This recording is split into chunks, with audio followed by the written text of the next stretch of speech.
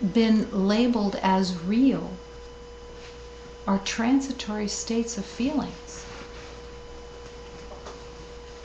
Instead of going to the source of love, to the guidance of love, what's most helpful here? I don't know.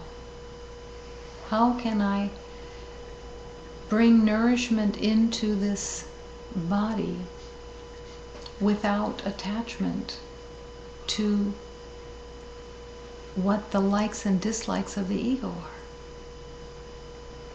The refusal to accept any longer these transitory states as reliable, reasonable, or authentic.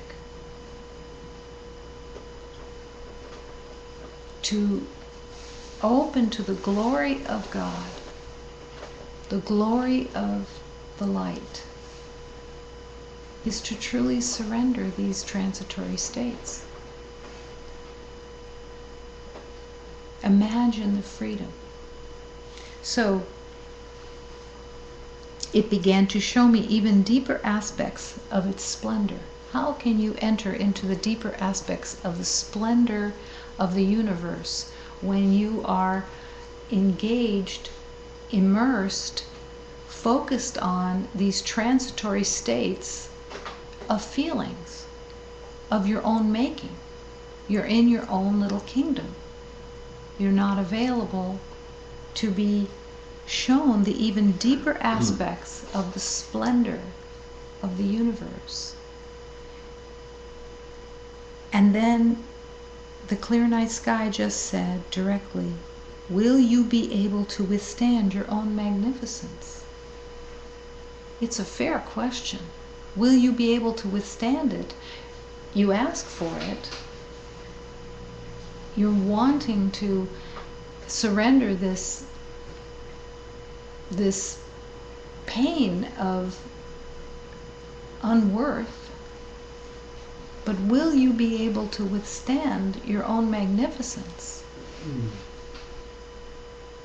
And to withstand your own magnificence is essential to surrender the transitory states that are occupying your kingdom, to open to your magnificence, to no longer be the slave of what you think you know, what you think you feel, how you think everything should be, what it all means. And the beginning of this dismantling is in the everyday life, because it's what runs the habit at its core. You wake up in the morning, you have your checklist in your mind of what is needed, what is important, how things should be, instead of, thy will be done, show me the way, show me the way. I'm willing to be led. I'm willing to answer the phone and be present. I'm willing to stand and wait for love to inspire. Love is right there the moment, even before you wake up. It's there it's all the time you're even sleeping. Love is there, waiting to commune with you, to teach you through dreams, to teach you through lucid dreams, to teach you through that beautiful space in between sleep and awake, in communion. But it's the letting go of these transitory states, to recognize them for what they are, what they've been really used for in this world, to stay in the belief of being in control. But when you believe that there is something to control, what you end up actually is it controls you, of course, and you are its slave. That's all that's going on. Is that you are the slave of the ego's belief of control. Because, and you've experienced this, if you don't follow exactly what the ego has in expectations, you get scared. Fear comes up.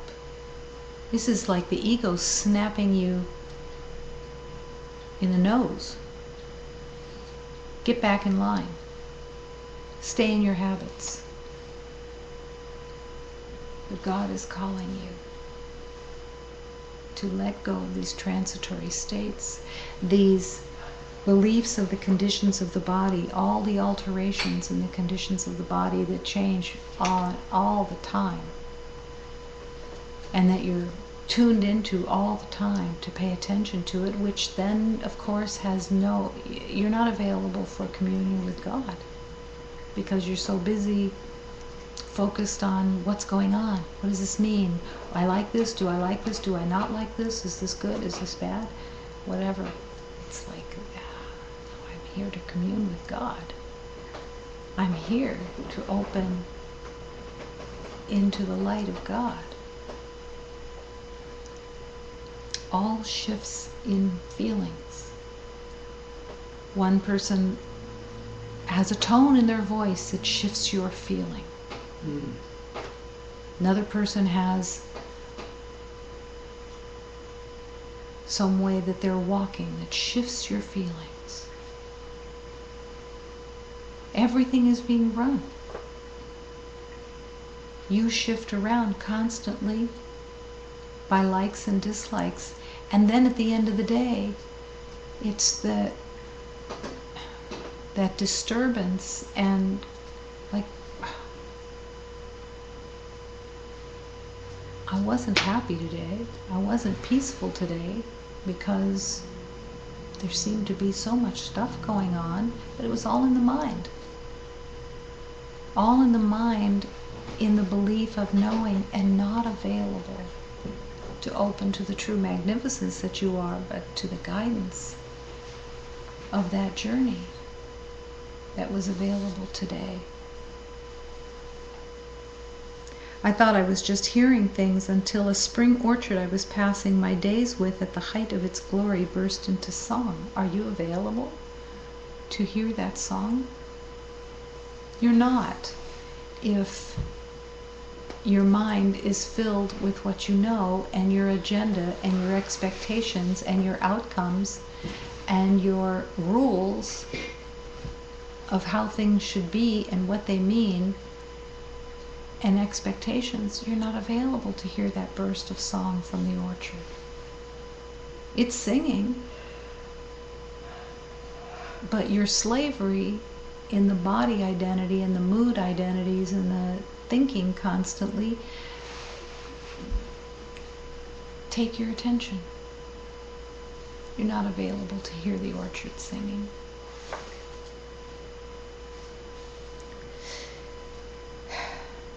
At the height of its glory burst into song. The song was about every beloved's destiny to burn with radiance.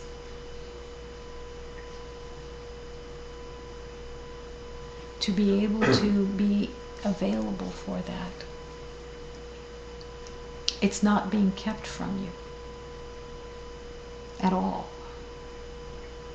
It's in the stillness. It's in the stillness that as you walk, as you rest in God, and you are still within, you hear. You hear the divine communion of love. You're available for the vibration because you're not concentrating on your own body. You're not focused on the moods of the body, and the likes and the dislikes of the body, because you're available for vibration. You're inviting. You're opening. You're saying yes. Still, I felt my ears were playing tricks on me until the morning came when God tore apart my chest. needing more room to bloom inside. Will you be available for God to tear apart your chest and welcome it? Trusting so deeply that you're so happy that finally the Spirit of love is expanding everything, stretching everything to make room for love to bloom.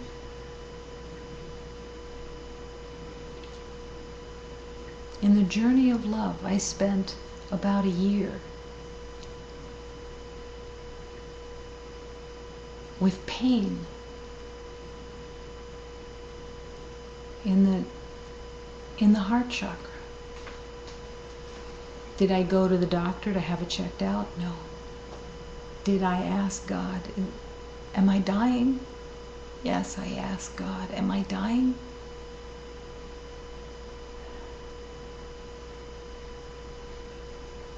And the whispering of God was, this is all healing.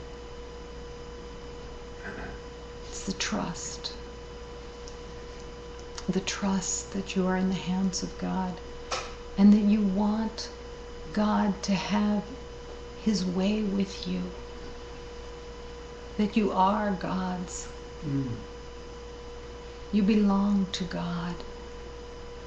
You are the creation of God.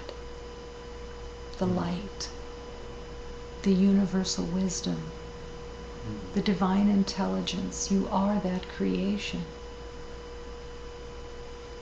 To be happy to have your heart chakra pried open, to make room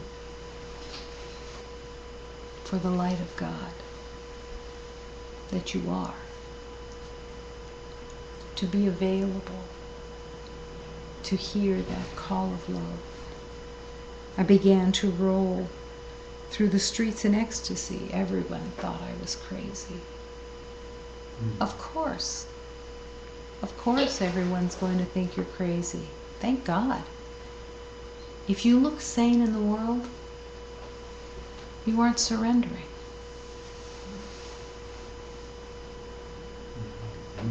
If beloveds aren't drawn to you with some unknown force, you're not surrendering. The goal is not to be acceptable in the world. The goal is to bring love to the universe, to humanity,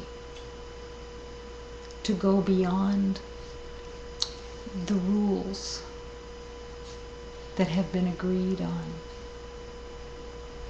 to no longer fill the space with acceptable chatter, to no longer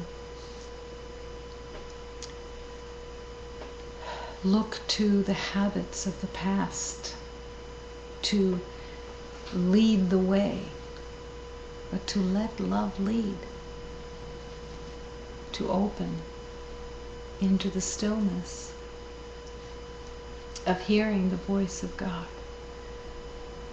Nothing's being kept from you. You are the light of God.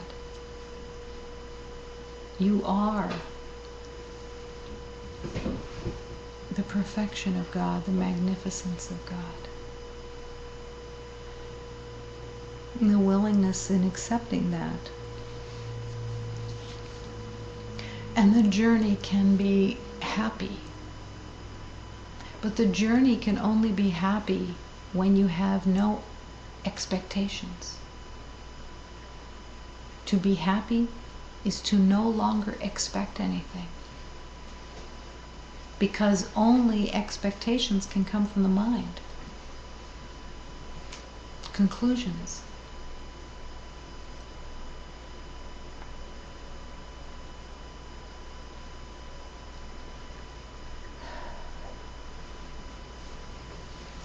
The deep teachings of Jesus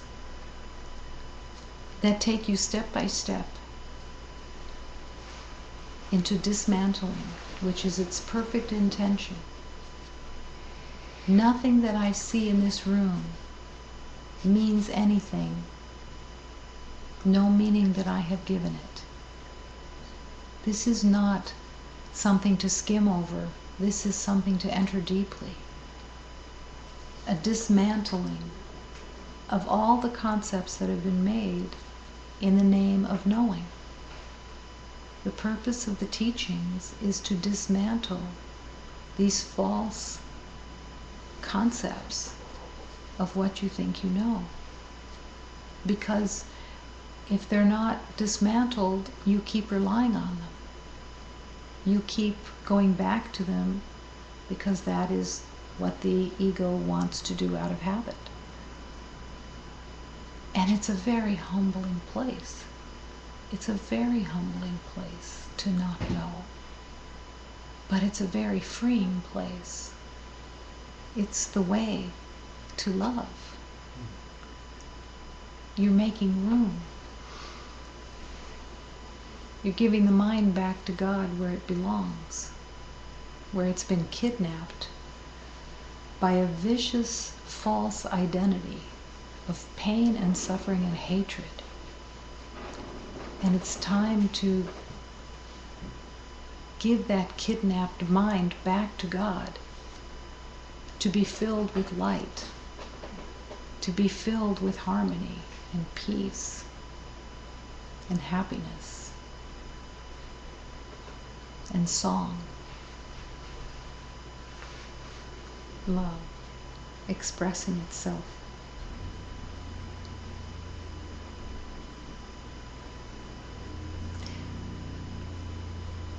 In all of these mood identities and transitory places that are the habit, it's the acceptance of the realization that the only fight that's ever going on is in your own mind. Mm-hmm. There's no fight going on except in your own mind. There's nothing actually happening at all except in your own mind. That's where the healing has to be focused. There is no problem out there. The only problem is that I think I'm separate from God. This is the only problem. Everything that you identify as a problem, whether it's with the body, whether it's with a bad mood, whether it's with a good mood, whether it's a swing of moods, whether it's something out of your belief of how things should be and expectations and your rules of how the day should go and your plans and everything else, all of that, it's coming from your own mind. Nothing, there are no problems except in your own mind. That's where the healing is. And once that's accepted,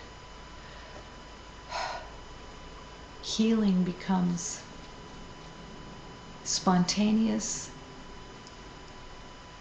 and rapid, because the source of the disturbance has been found.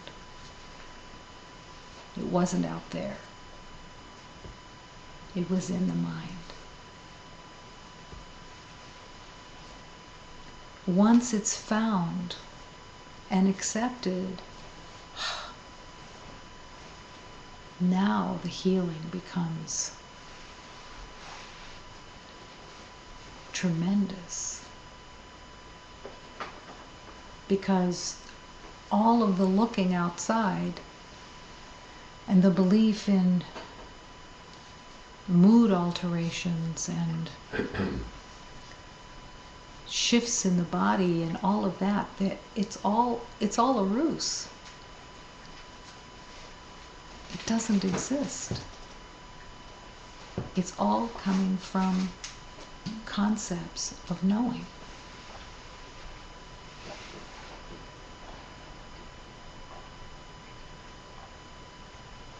You are not here to fit in well with other egos.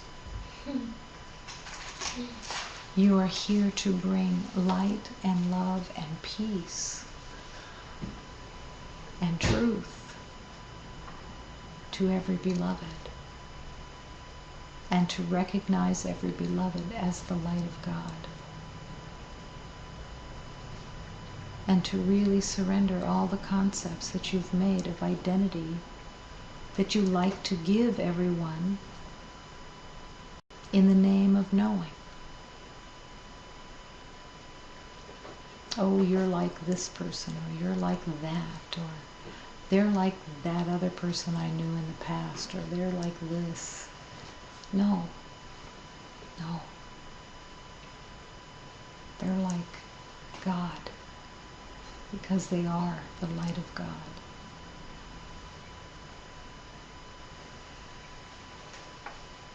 The ego would scream that this would be a very boring life, to have no problems, to have no transitory states, mood shifts, everything else that goes on in the shifting around all the time. You will not be bored in peace. You will not be bored in harmony. You will not be bored in joy. It's not possible.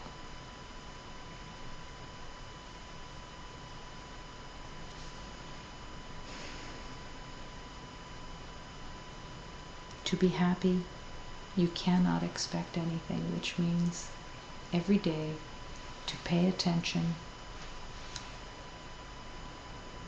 What is your expectation?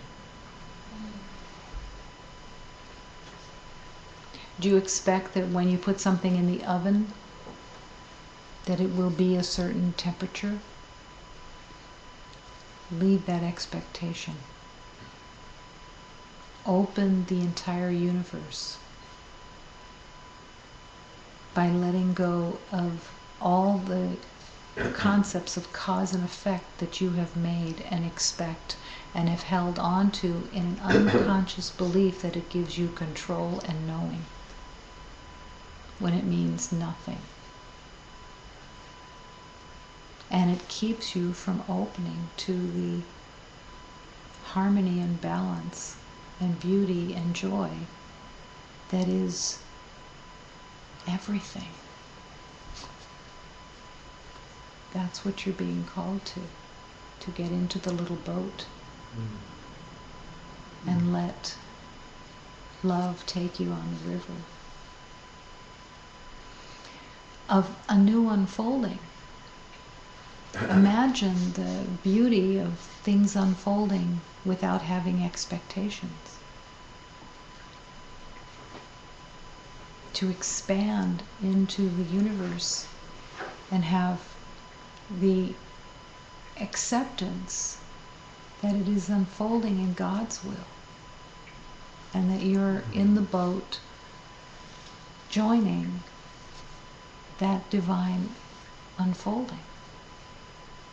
When you have expectations, oh, this always leads to this leads to this means this means this. There's, all it is a false little dungeon world that you've made up. It's time to expand. It's time to let God tear apart your chest to make more room for love to bloom. It's time to accept a new way and to offer only love.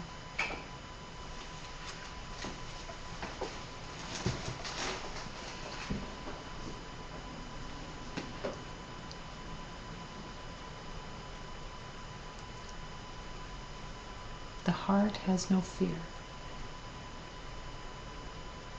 The heart can't conceptualize a fear. But that's why the journey is all about opening the heart, because the mind keeps saying, no, I don't want to open the heart. I can't be in control of an open heart. Who knows where it'll go?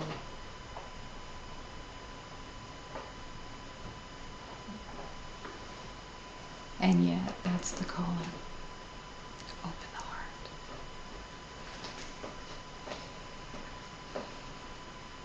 I open up my heart to find love waiting patiently.